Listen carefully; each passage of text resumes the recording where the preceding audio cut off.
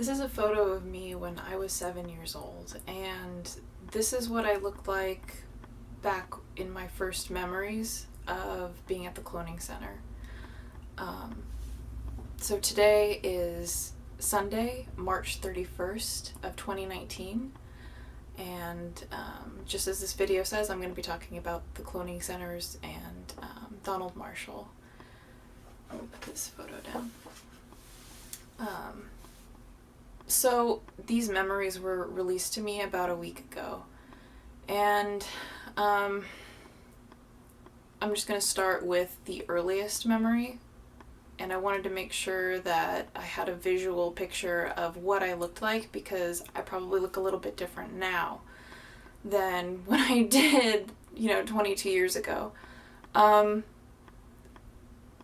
What I remember first was waking up in a dark room, laying down on like a metal bookcase looking thing, and I was naked, just laying there, kind of weirded out, not knowing what's going on, and I would see naked people just walking past my bookcase, or I could just see them, and they were walking towards this doorway which was lit, like not the doorway itself, but there was light in the room on the other side of this doorway, which was allowing me to see a little bit around in my surroundings in this really dark room.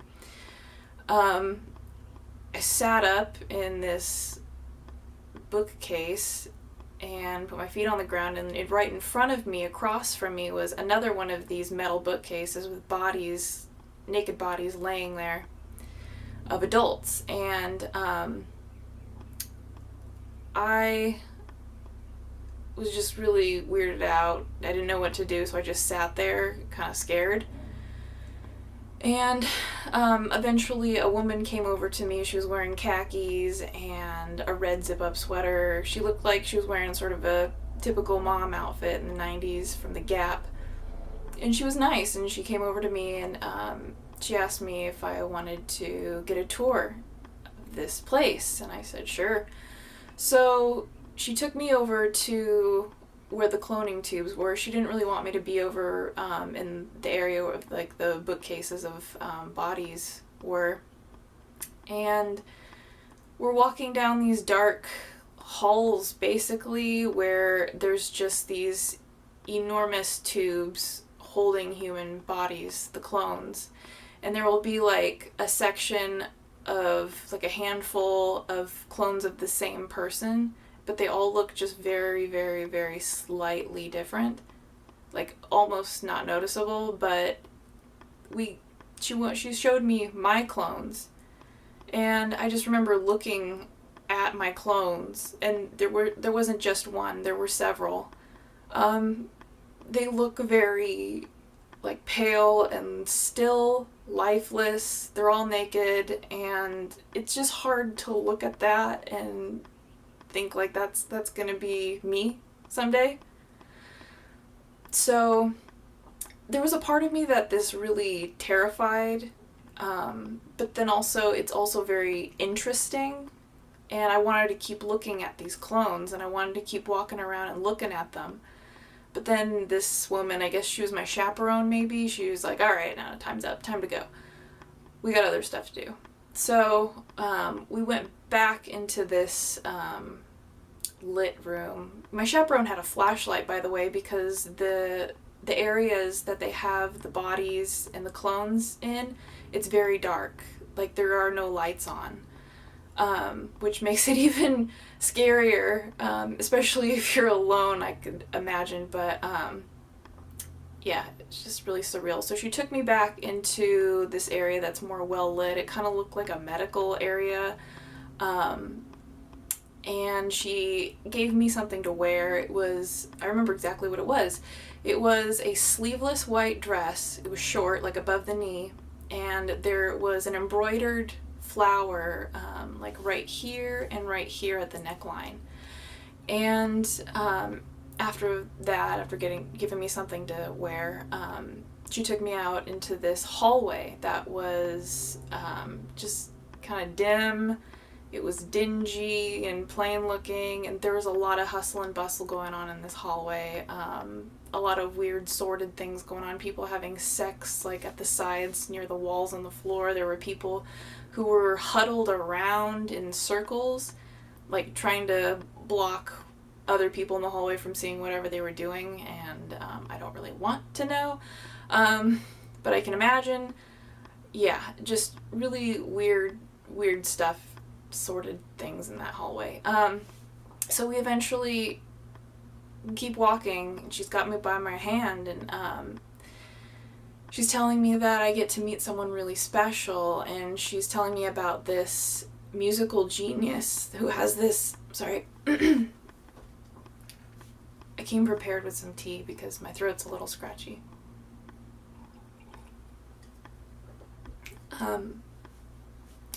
So she's basically chalking up this musical genius who writes all of the songs for all of these bands and celebrities and artists, and nobody can make songs as well as he can, as catchy as, oh, sorry, she didn't disclose to me that it was a man.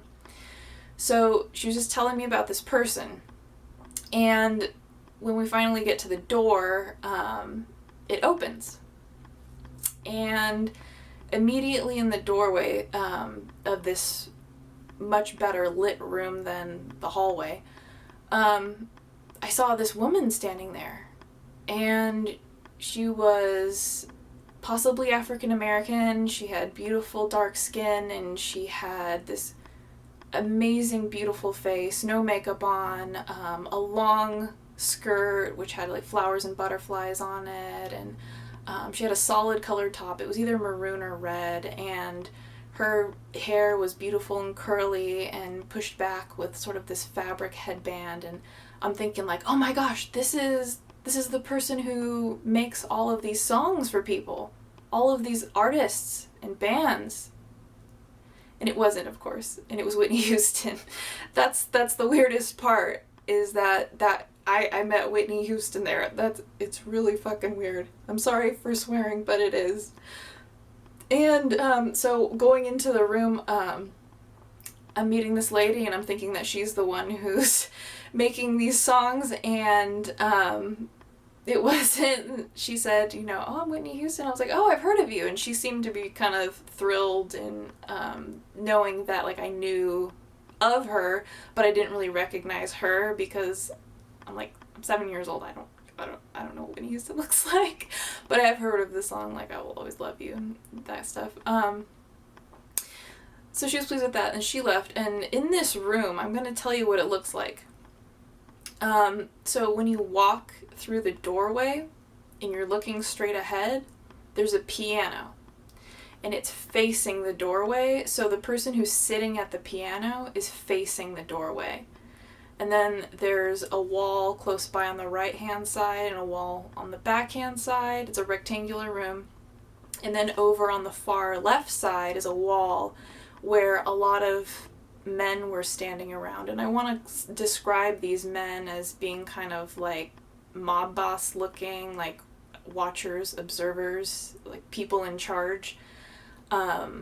So anyways, going to this room, Whitney Houston is there. And she leaves, and there's also a stool, like a little chair thing at the end of the piano, like between the doorway and the piano. And so I sat on it, and there was a metal band there.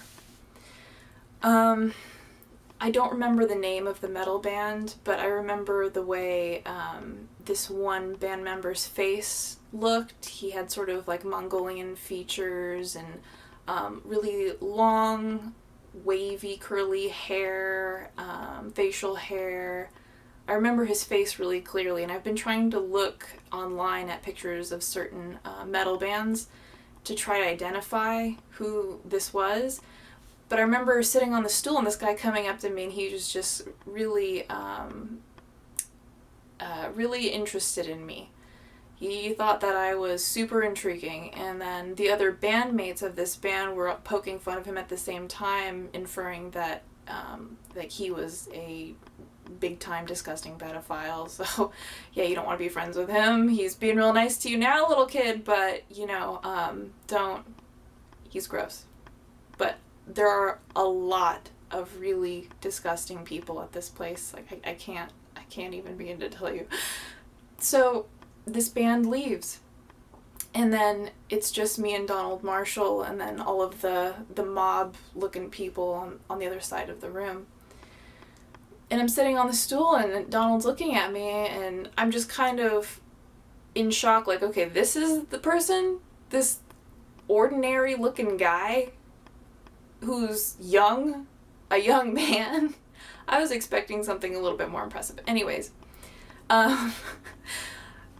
he asked me if I wanted to write a song with him, and I was like, okay, sure, why not? I'll write a song with you, sure. But I wasn't really feeling very creative. I wasn't really coming up with any words or anything, and but that was okay. So I just sat on the stool, and he just kind of played piano and sang me a little bit of a song, and it was beautiful, and I don't remember how the lyrics went or the melody, but it made me smile. And then he asked me to hop off the stool at the end of the piano and come over by him and sit on the piano seat on his left-hand side. And we were talking, and I came up with some kind of lyric that he said, you know what, that's good, I'm going to use that. And I don't remember what that lyric was, but I hope that he remembers what it was anyways. So we're just sitting at the piano, and he's telling me things like how he's stuck there, they torture him, they do horrible things to him, they don't compensate him, and they force him to write these songs, and he told me that he needs my help getting out of there. He needs my help shutting this place down. And I really didn't know what to think of that at the time, but I wanted to help him. He seemed like a really nice person, and like a fun, genuine soul. So he's telling me next that I'm gonna have to go and fight in the arena. I'm gonna have to fight some pretty scary looking monsters, and he told me that he was gonna try to help me fight these things. And he promised me that he would help me fight these things if I helped him in the future getting out of there. And I agreed, and I told him, and I promised him that I would. And he promised me that he would help me too. And then the men in the suits, the mob-looking people, they came over to him on his right-hand side, and they started to inject his right arm with something, some kind of drug. I did not know what it was, but it seemed like to me that them administering this sort of drug in a syringe to him, from his like body language, it seemed like he was expecting this to happen, and it's sort of normal. So then after he got injected with this, it was basically maybe time for me to leave, because this chaperone lady came back to get me and took me back out into the hallway. This like dim, dingy hallway full of weirdos doing perverted stuff, and yeah. So after walking down this hallway for a really long time, we reached this like staircase that leads up to the level of the arena, and this is what the arena looks like. It's like a roller skating rink or a hockey rink in size, basically. So half of it is like attached to this cloning center, and then the other half kind of hangs out exposed to the forest. And it was nighttime, of course, and so I went up the stairs to see what was kind of going on. There was like a lot of people hanging out by this staircase, and they didn't really want me hanging up close to the staircase, but I just kind of went up there because I wanted to get a peek at what's going on. And I could hear that there were people like in these stands, like a stadium almost, but not like a huge stadium or anything. It wasn't terribly enormous. But I saw kids who were dressed in these like warrior costumes, and they were fighting each other with swords. But then they pulled me back down the stairs. They didn't want me to watch. And after they were done, one of them lost, I think, and the winner came down the stairs and back down past me through the hallway in the opposite direction. And then my chaperone was like, "Okay, Carly, get up there. Go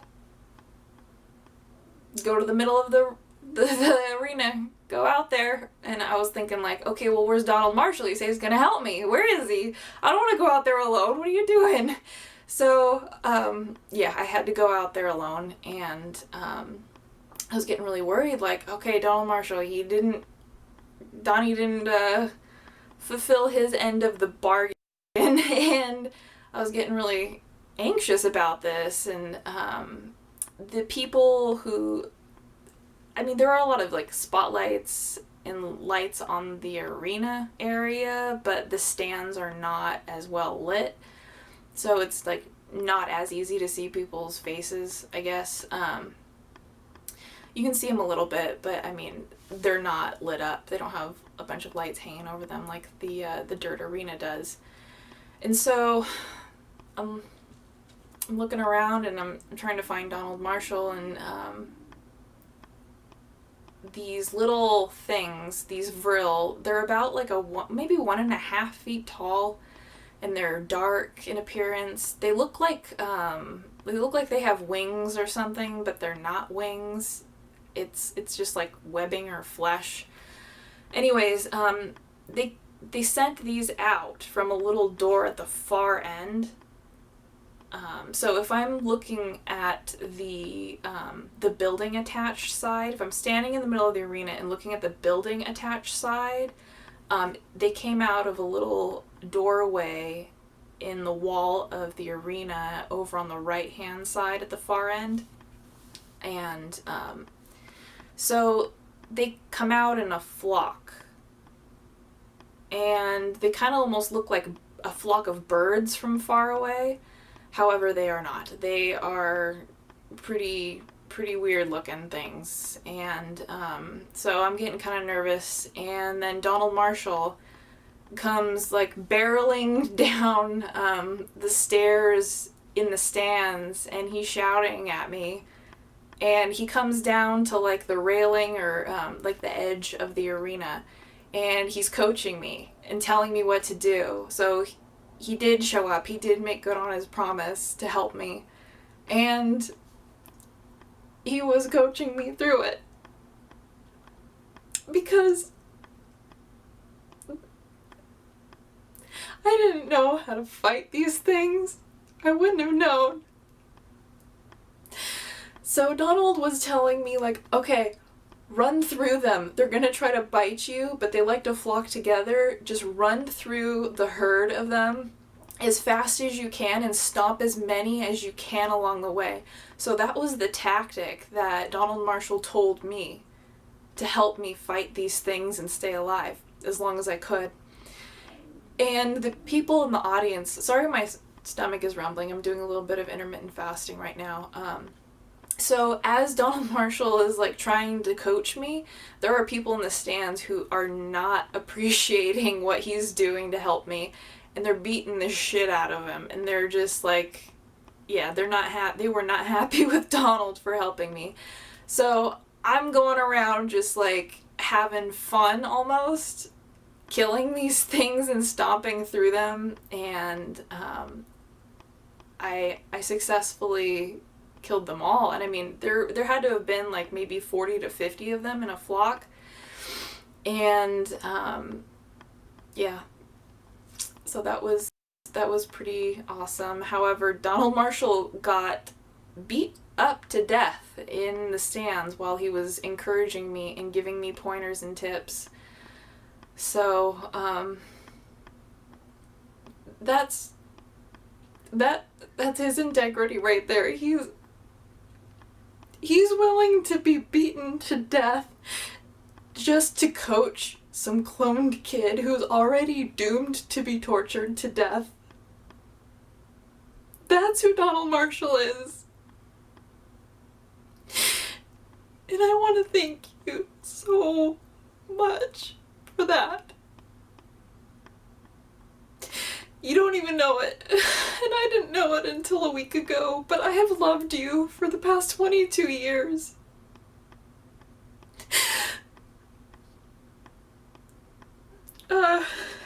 Yeah.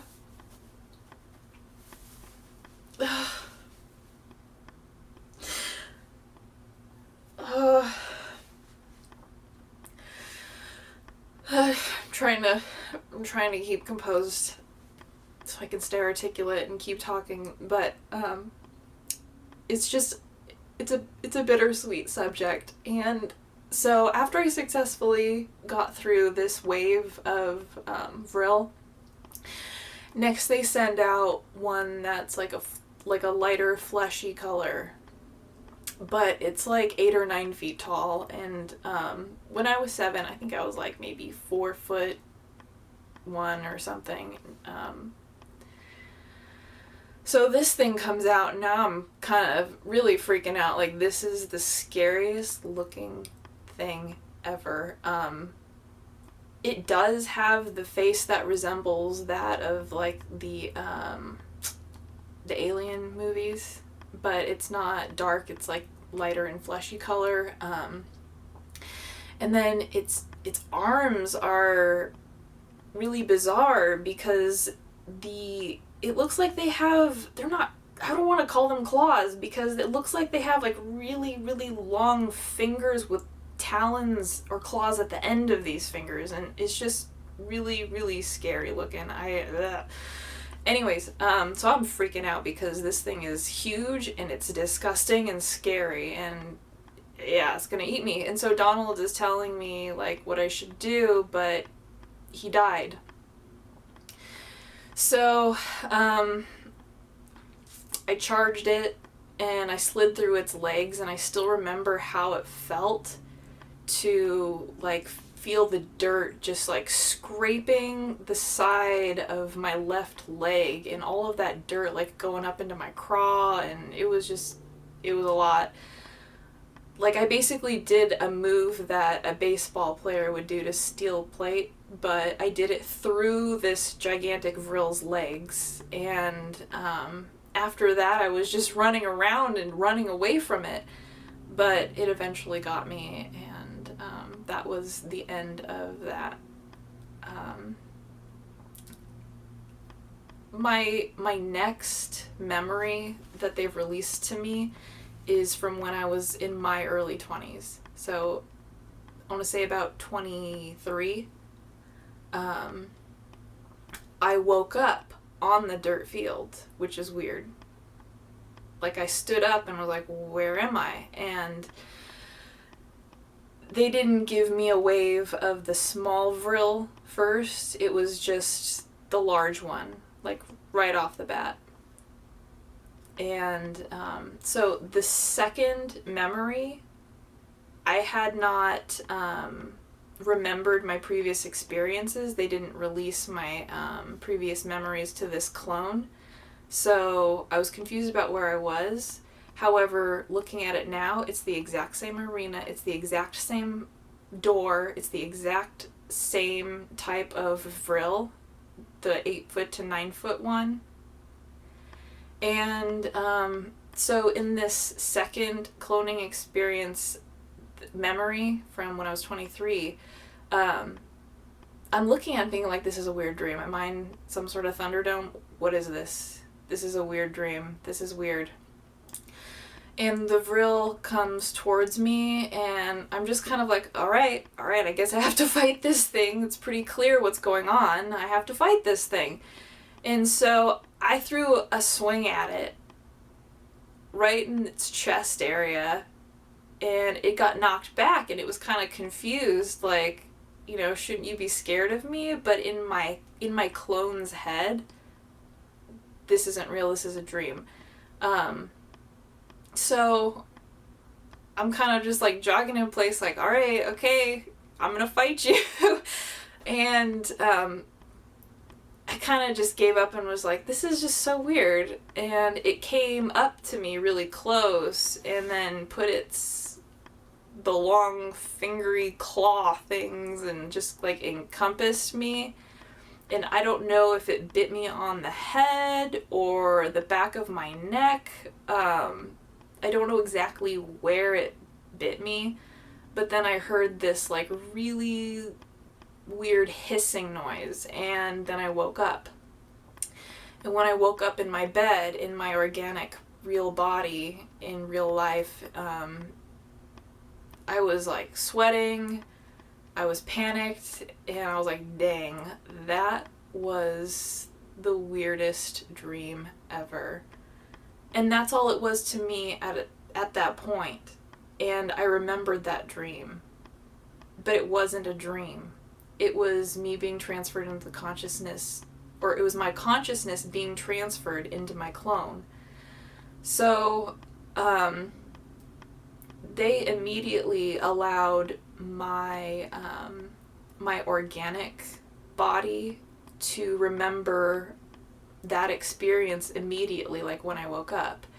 However, they didn't release the earlier memory of when I was 7 until about a week ago. And then it all made sense. I'm not looking forward to my other memories being released. However, I think that there is a part of me that does want to know that, like, what happened to my other bodies. What happened to my clones. Like, I don't care how awful it is to know what happened, but I need to know, just for my own soul and my own peace. Anyways, I'm making good on my promise, Donald. I'm here, and